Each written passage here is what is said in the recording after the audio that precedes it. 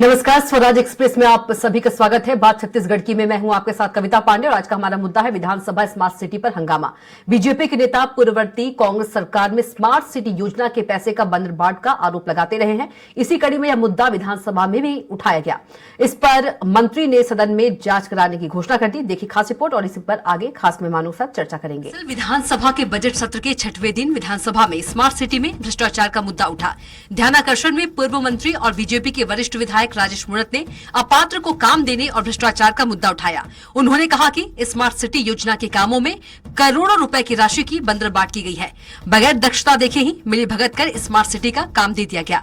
कई गैर जरूरी कामों को कर दिया गया। उन्होंने इस मामले में राज्य सरकार से जांच की मांग की है। जवाब में मंत्री ओपी चौधरी ने कहा कि सभी काम दक्षता देखने के बाद दिए गए हैं। प्रोजेक्ट मैनेजमेंट कंसल्टेंसी के परीक्षण के बाद ही स्मार्ट सिटी के लिए कामों का वर्क ऑर्डर जारी किया गया है। इस पर राजेश मूणत ने कहा कि रायपुर स्मार्ट सिटी के कामों में बड़े पैमाने पर भ्रष्टाचार किया गया है। कई ऐसी कंपनियों को काम दिया गया जिन्हें उन मामलों की विशेषज्ञता ही नहीं थी। उन्होंने कहा कि इस मामले की जांच कराई जाए तो बड़े पैमाने पर गड़बड़ियां सामने आएगी। भाजपा विधायक की मांग पर मंत्री ओपी चौधरी ने सदन में जांच की घोषणा की।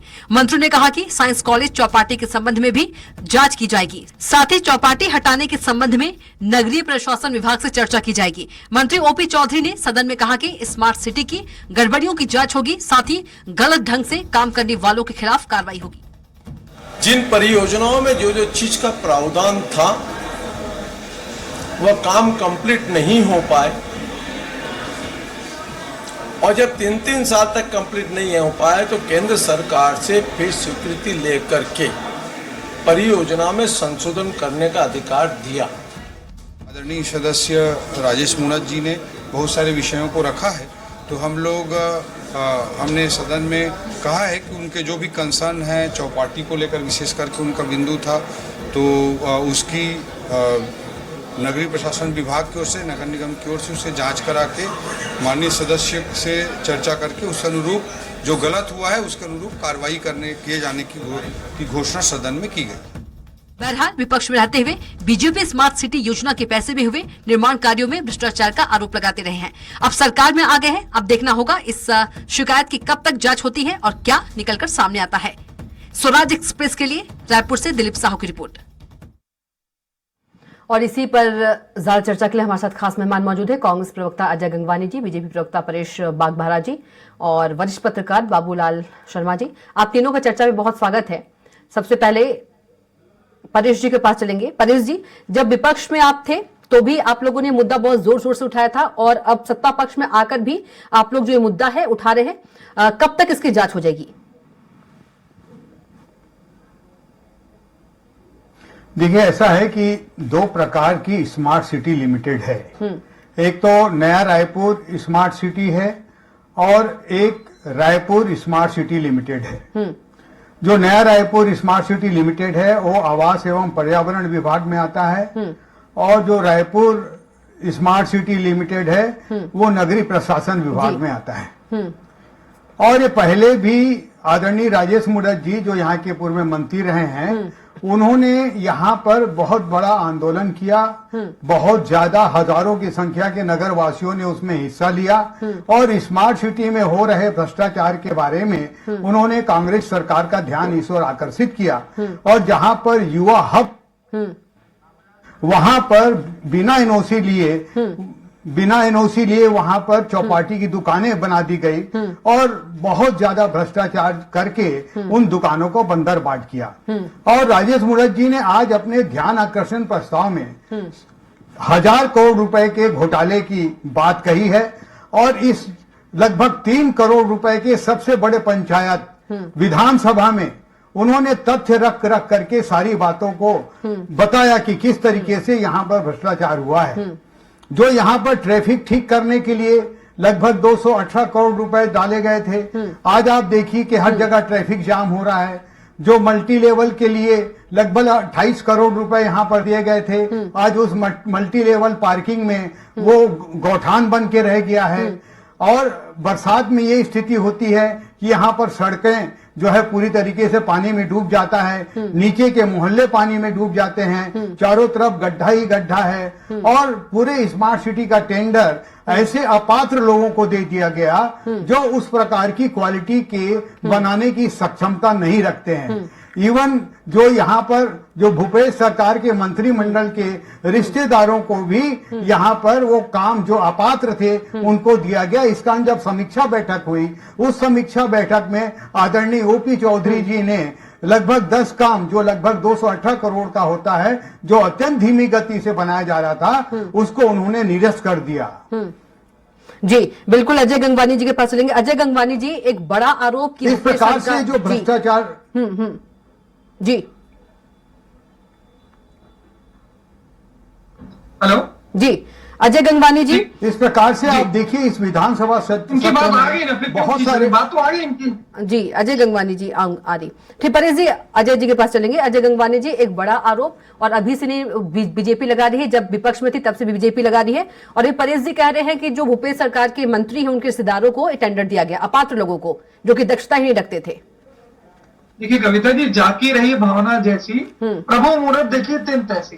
ये 15 साल तक कमीशन खोरी भ्रष्टाचार करते रहे। रायगढ़ की भाजपा की कार्य समिति की बैठक में रमन जी ने स्वीकार किया, भैया 1 साल में कमीशन खोरी भ्रष्टाचार छोड़ दीजिए, हमारी सरकार को 30 साल तक कोई ला नहीं पाएगा। लेकिन डीएनए में भ्रष्टाचार है, जिनके खून में भ्रष्टाचार है, उसका नतीजा था कि ये 15 सालों में 15 सीटों तक सीमित हो गए। देखिए दूध का दूध और पानी का पानी जाएगा। सबसे महत्वपूर्ण, राजेश मूणत जी खुद पीडब्ल्यूडी मिनिस्टर थे। ये जो पूरा प्रोजेक्ट है जो साइंस कॉलेज की बात कर रहे हैं, ये चौपाटी करते हैं। एक्चुअली उसका नाम है यूथ हब। यूथ हब में cycle track, vending zone, landscaping, ये तीनों की बात जो है तत्कालीन जो स्मार्ट लिमिटेड था उस समय जो पास हुआ 4 जून 2018, आंकड़े और डेट स्पष्ट कर रहा हूं, 4 जून 2018, जब यह रमन सिंह की सरकार थी। इसके स्थल का परीक्षण किसने किया? तत्कालीन जो थे राजेश मूणत जी ने। उस समय जो स्मार्ट सिटी लिमिटेड के 2 अधिकारी थे, जो अध्यक्ष थे वो थे, तत्कालीन कलेक्टर, तत्कालीन एसपी, ये 4-5 लोग वहां गए, स्थल का निरीक्षण किया। 4 जून 2018 को इन्होंने प्रोजेक्ट पास किया। ये प्रोजेक्ट का मैं आंकड़े बता रहा हूं, स्मार्ट सिटी लिमिटेड के एडिशनल एजेंडा के आइटम नंबर 1, ये रमन सरकार के समय पास हुआ।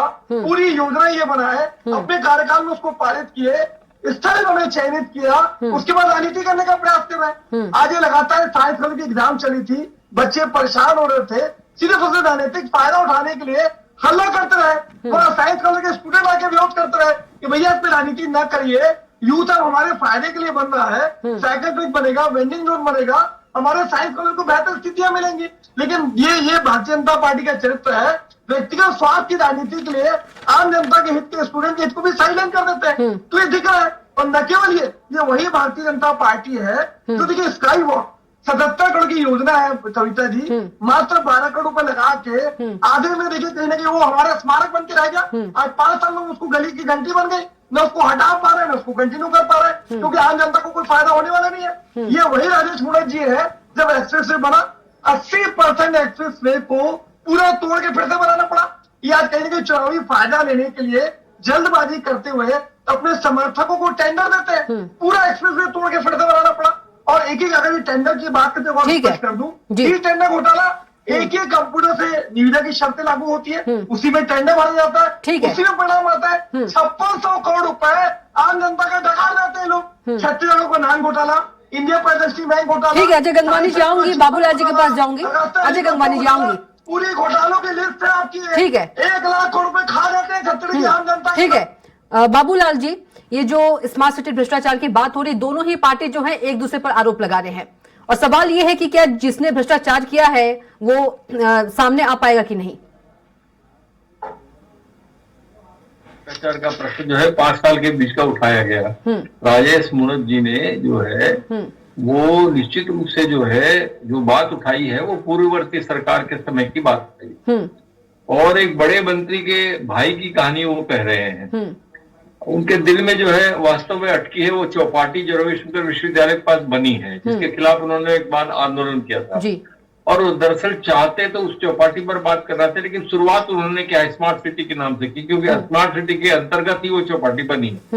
अंततः वो चौपाटी के ऊपर मैं आए और चौपाटी को निरस्त करने की बात मंत्री जी को सदन में बोलनी पड़ी कि हम उसके अर्बन विभाग से जो है चर्चा करने के बाद उसको निरस्त करेंगे, उस चौपाटी को। जो चौपाटी अभी चल रही है, कम से कम वहां पर 50-60 लोगों को रोजगार अभी मिला हुआ है, काफी अच्छे ढंग से वो चलने भी लगी है। तो वो एक अलग मुद्दा है, राजनीतिक कारण है, और उस राजनीतिक कारण से उस चौपाटी पर एक संकट के बादल जो है वो दिखाई पड़ने लगे हैं। ये बात बिल्कुल सच है। और इन्होंने जब बात कही 1,000 करोड़ के काम अपनों को बांट दिए गए और उसमें एडवांस पेमेंट भी कर दिया गया, तो ये एक बड़े मंत्री के भाई की तरफ उनका इशारा है इसमें। और उन्होंने कहा है कि योजना केंद्र ने बंद कर दी स्मार्ट सिटी की, उसके अंतिम चरण जब थे, जब योजना बंद होने वाली थी, उसके अंतिम चरण में ये करोड़ों रुपए की बंदर बांट की गई है। और जो है उन्होंने ये डिटेल किया कि इस पैसे में ट्रैफिक कंट्रोल के नाम पर जो है 209 करोड़ रुपया का खर्च किया गया, ट्रैफिक कंट्रोल के नाम पर। वो ट्रैफिक कंट्रोल क्या है ये उन्होंने पूछा। और जो है मल्टीपर्पज पार्किंग जो बनी है उसमें 28 करोड़ का धन फूंकने का आरोप जो है उन्होंने लगाया जी। और अंततः वो चौपाटी तक पहुंचे। ये इसकी असली कहानी है। और चौपाटी बंद करने की इसका इशारा जो है मंत्री जी ने अपनी घोषणा में किया है। ठीक है। परेश जी, क्या इस शिकायत की निष्पक्ष जांच होगी, क्योंकि अब आप लोग सत्ता पक्ष में हैं?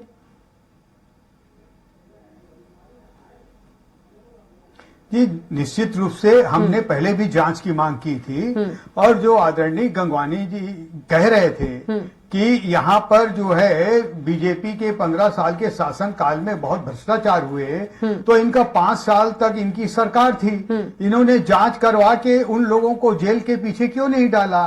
इन्होंने 6 SIT बनाया, एक का भी रिजल्ट बाहर नहीं आया। तो इस प्रकार से अनर्गल आरोप लगाने से फायदा नहीं है। और ये दुनिया भर की जो कथा ये पढ़ रहे थे कि इस डेट को ऐसा हुआ, उस डेट को ऐसा किया, वास्तव में जो वास्तव में प्लान था उस प्लान को पूरी तरह बदल दिया गया, उसको जीरो कर दिया गया। और यहाँ पर सिर्फ बड़ी बड़ी लाइट चकाचक लाइट बना दी गई और स्मार्ट सिटी के नाम से एक डल सिटी बना दी गई। एक मोहल्ला भी यहाँ स्मार्ट मोहल्ला नहीं बन पाया।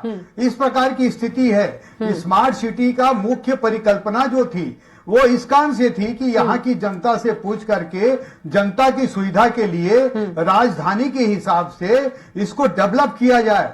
जबकि यहाँ पर के जो अधिकारी हैं, यहाँ की जो सरकार है, यहाँ पर जो जनप्रतिनिधि नगर निगम में बैठे थे, उन लोगों का एक गिरोह बन करके ऐसी चीजों का टेंडर करवाया जिसमें ज्यादा से ज्यादा पैसा बाहर निकाल करके अपनी तिजोरी के अंदर डाला जा सके।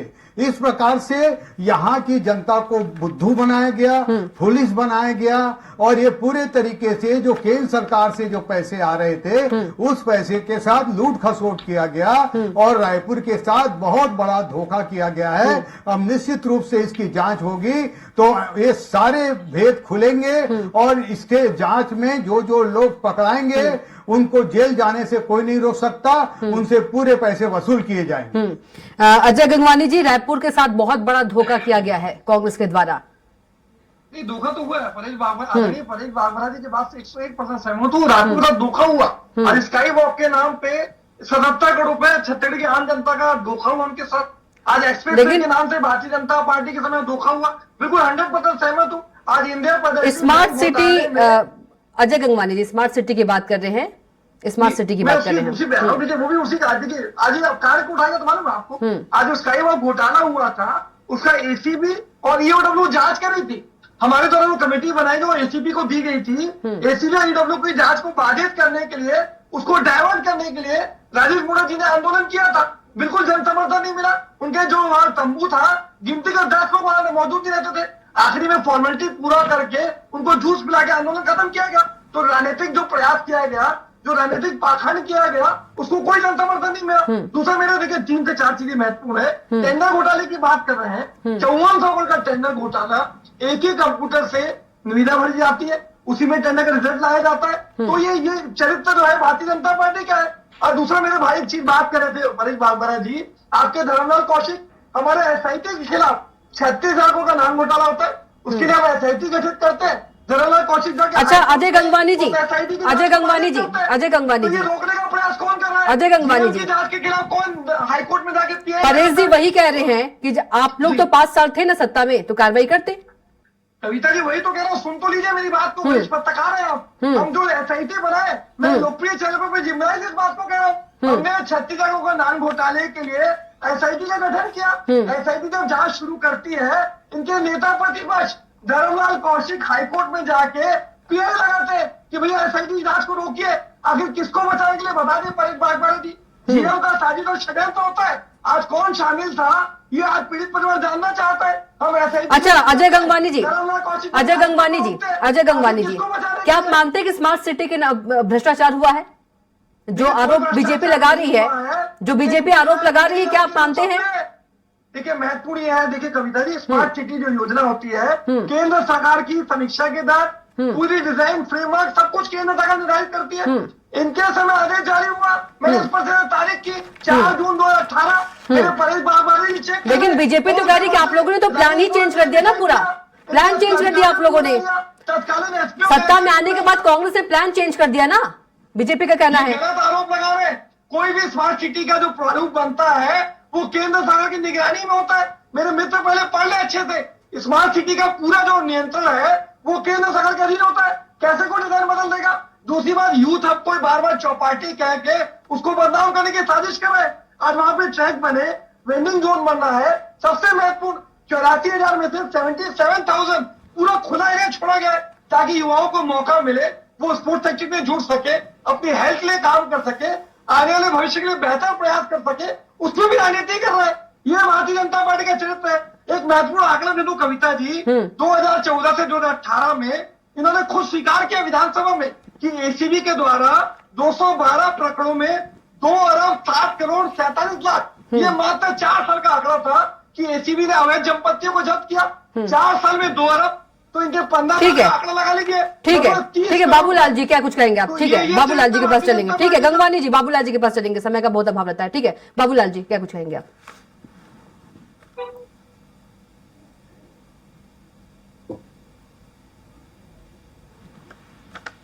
बाबूलाल जी आवाज पहुंच पा रही है आप तक? मैं कंप्लीट कर लेता हूँ बाबू जी। ठीक है परेश जी के पास, परेश जी आप कुछ बोल रहे थे, परेश जी आप कुछ बोल रहे थे। जी देखिए, अभी ये बोल रहे हैं इतने अरब का घोटाला हुआ, ये हुआ वो हुआ, तो इन्होंने एफआईआर क्यों नहीं किया? एफआईआर कर देते। अभी ये बोलते हैं आदरणीय धर्मलाल कौशिक जी हाईकोर्ट चले गए, तो हाईकोर्ट चले गए तो आप सुप्रीम कोर्ट चले जाते, वहां पर से उनके हाईकोर्ट में जो इनसे जवाब ले लीजिए, वेकेट करवा लेते। क्यों गए हाईकोर्ट? आऊंगी अजय जी, आऊंगी अजय गंगवानी जी, आऊंगी, आपका समय नहीं है। हाईकोर्ट क्यों गए? घोटालों के अजय गंगवानी जी आऊंगी ना, गंगवानी जी रुक जाइए, आऊंगी आपके पास। इतने बड़े गंगवानी जी रुक जाइए। इतने बड़े बड़े परेश जी फिर कंटिन्यू। वही बात शुरू हो गई, आप फिर वही कंटिन्यू। बात शुरू हो गई। परेश जी वो अपनी- कंटिन्यू। हाँ मैं अपनी बात कहना जी, चाहता हूँ जी। मैडम जी। हाँ तो आखिर आप जो है सुप्रीम कोर्ट क्यों नहीं गए? आप इतने बड़े बड़े जो घोटाले किए, शराब घोटाला किया, कोयला घोटाला किया, चावल घोटाला किया, आत्मानंद स्कूल में घोटाला किया, गौठान घोटाला किया, इस सारे घोटाले के लिए आप बड़े बड़े वकील जो 25-25 लाख रुपए एक दिन का फीस लेते हैं उसको आप खड़े करते हैं। फिर आप ये आदरणीय धर्मलाल कौशिक जी के जो हाईकोर्ट के केस था उसके अगेंस्ट में क्यों खड़े नहीं किए? क्या आपका कारण था?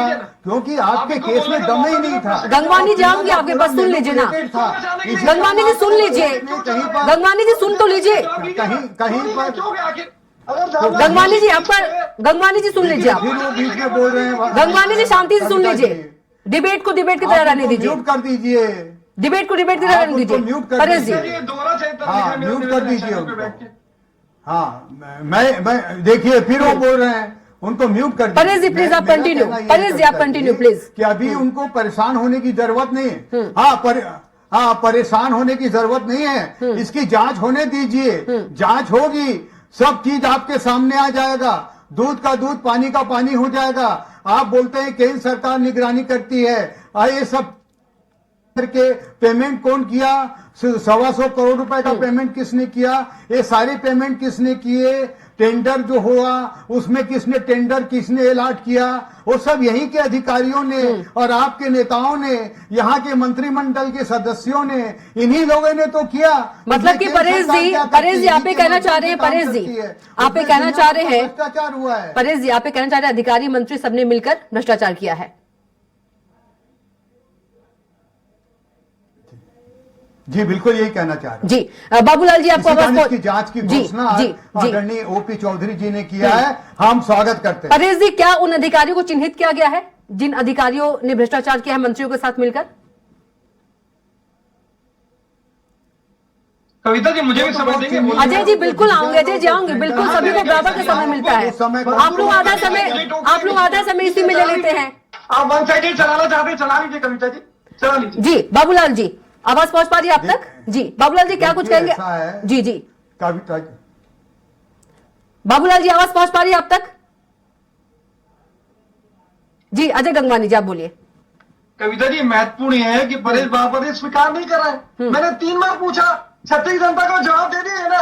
अगर आपका कोई नेता शामिल नहीं था अजय जी, आराम से आवाज दी। खोरी में, तो आराम क्यों गए थे पीआईएल लगाने धरमलाल कौशिक? अजय जी आराम से, आराम से अजय जी, आराम से, आवाज नहीं समझ पा रही। किसको बचाने के लिए? अजय जी आराम से, आवाज नहीं समझ में आ रही है आपकी। आराम से आवाज नहीं समझ में आ रही है आपकी। जी जी देखिए, बहुत महत्वपूर्ण है। मैं एक ही चीज कह रहा हूँ कविता जी, अगर आपका कोई नेता शामिल नहीं था, कमीशन खोरी भ्रष्टाचार में नहीं था, 36 लाख फर्जी राशन को बन के 36 लाखों का घोटाला हुआ, जो 106 पेज की डायरी मिली, तो आप 100 पेज क्यों गायब कर देते हैं? आखिर किसको बचाने के लिए? दूसरा मेरे प्रश्न का सीधा जवाब दीजिए ना परेश बाबा जी, कि आप धरमलाल कौशिक अगर नेता प्रतिपक्ष है, उनका दायित्व है क्योंकि कमीशन खोरी हो रहा है, भ्रष्टाचार हो रहा है, उसका पर्दाफाश कीजिए। लेकिन अजय जी, किसको परेश जी कह रहे हैं कि आप लोग हाईकोर्ट क्यों नहीं गए? हाईकोर्ट चले जाते। अरे हम लोग गए ना उसके पीछे, एसआईटी की जांच को बाधित करने के लिए ये गए पीआईएल, लेकिन कोर्ट की जो प्रक्रिया है उसमें समय लगता है। ये चाहते भी यही थे कि जब तक इनको बचने के रास्ते निकले। तो दूसरी बात ये हो रही है कि इंडिया प्रदर्शनी बैंक घोटाले में उमेश सिन्हा ने स्पष्ट रूप से बोला कि भैया पूर्व मुख्यमंत्री को, इनके तत्कालीन लेकिन अजय जी, अजय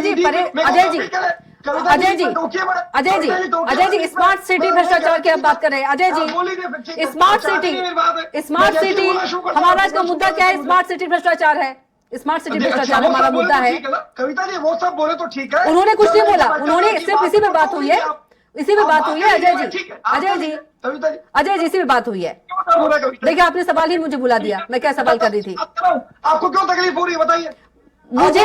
देखिए अजय गंगवानी जी, तकलीफ की बात मत कीजिए, तकलीफ की बात मत क्या कीजिए। सवाल हमारा कर्तव्य है, सवाल करना और सवाल करेंगे। बाबूलाल जी, हेलीकॉप्टर घोटाला नहीं हुआ, पनामा पेपर घोटाला नहीं हुआ, सब हुआ, लेकिन आज का हमारा मुद्दा क्या है? अजय गंगवानी जी, आज का हमारा मुद्दा है स्मार्ट सिटी भ्रष्टाचार। सीधे आरोप है परेश जी का कि मंत्रियों और अधिकारियों मंत्रियों ने मिलकर मिलीभगत की है। सीधा आरोप है परेश जी का। बाबूलाल जी, आरोप प्रत्यारोप जो है दोनों तरफ से हो रहा है, क्या कुछ कहेंगे? जी जी बिल्कुल आरोप है। परेश जी आप नहीं, बाबूलाल जी आवाज पहुंच पा रही है आप तक? बाबूलाल जी आवाज पहुंच पा रही है आप तक?